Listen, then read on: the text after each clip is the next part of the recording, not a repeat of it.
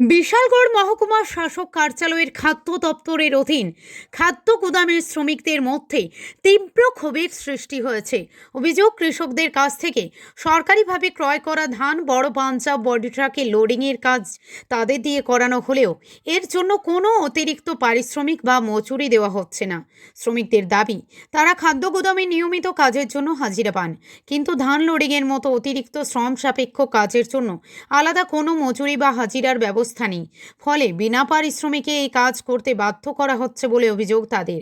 জানা গেছে, বিশ্রামগঞ্জ আদিবাসী কলোনি এলাকার গোডাউনে গতকাল থেকে কৃষকদের কাছ থেকে ধান সংগ্রহের কাজ শুরু হয়েছে।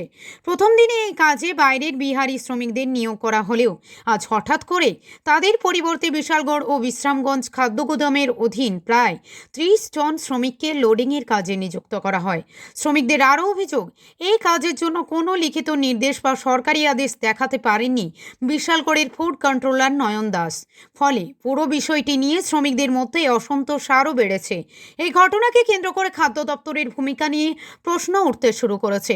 শ্রমিকরা দ্রুত বিষয়টি সুষ্ঠু তদন্ত এবং অতিরিক্ত কাজের ন্যায্য পারিশ্রমিক নিশ্চিত করার দাবি জানিয়েছেন। অন্যদিকে এই বিষয়ে খাদ্য দপ্তরের পক্ষ থেকে এখনও কোনো আনুষ্ঠানিক প্রতিক্রিয়া পাওয়া যায়নি। বিশালগড় প্রতিনিধি রিপোর্ট, প্রতিদিন ত্রিপুরা। আমরা কোনো অর্ডার করি না। এই যে পরিশ্রম কোনো একটা নাই? না না, আমরা কোনো টাকা নাই।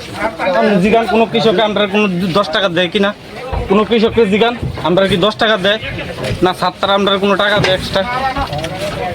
তাহলে আপনারা ডাইরেক্টর থেকে আমরা কাজ হচ্ছে গোডাউনে, আমরা এখন না কাজ করাইতেছে ধানে বিনা পরিশ্রমে। বিনা পরিশ্রমে।